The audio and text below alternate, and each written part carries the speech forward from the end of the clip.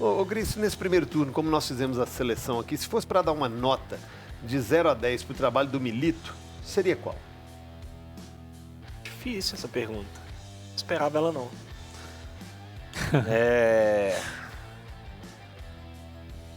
6,5.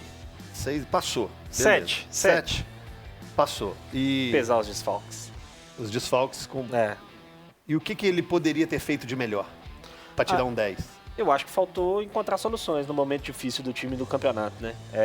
E repito, assim, eu acho que a gente precisa pesar aquele momento que teve, de fato, muitos desfalques. Ele não teve muitas opções para escolher, mas para mim, em alguns jogos fez escolhas ruins e acabou sofrendo algumas goleadas e tudo, tendo um período muito duro no campeonato que acho que jogou um pouquinho para baixo.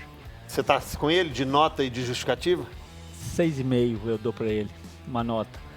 E o que eu acho que falta no Atlético é compactação.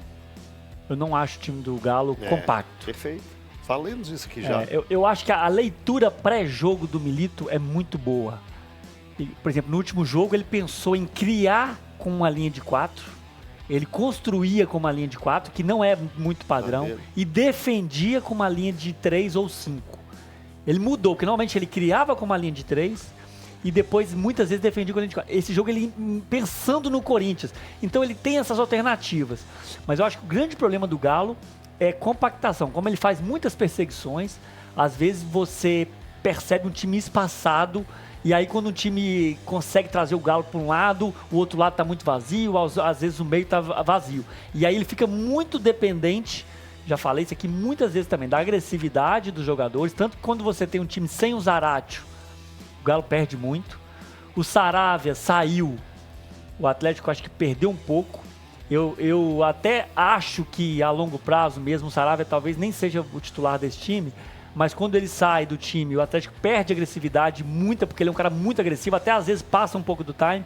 Então acho que o Atlético está muito dependente a isso. Então eu acho que ele precisa em alguns momentos que o time seja mais compacto sem bola. É a percepção que eu tenho desse início de trabalho do Milito. Se eu trouxe a pergunta do primeiro turno para o lado atleticano da força, o lado cruzeirense da força, nota para o primeiro turno do Seabra. 0 a 10. E a justificativa?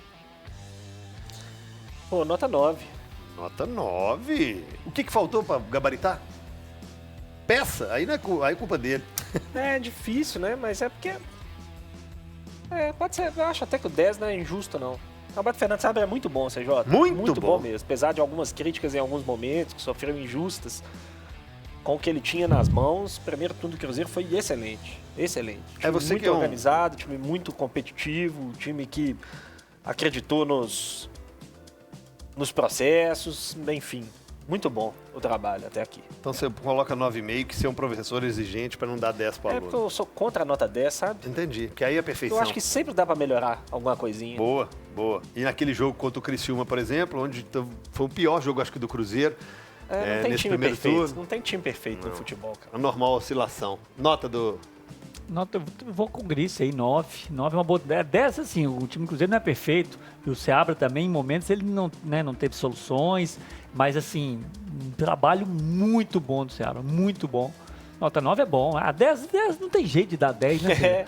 Porque não é perfeito, o trabalho não é perfeito. O trabalho é muito bom, muito acima da expectativa. O torcedor do Cruzeiro tem que agradecer que o Cruzeiro não teve muitos tropeços nesse início de trabalho. Porque o Seabra sairia. Sairia. Nós falamos isso aqui também. Falamos. Então o torcedor tem que agradecer que o Cruzeiro ele conseguiu manter uma consistência mesmo antes dos reforços. Ou melhor, foi quase todo o trabalho do Seabra foi praticamente sem os reforços. Tem 2, 3 jogos com os reforços.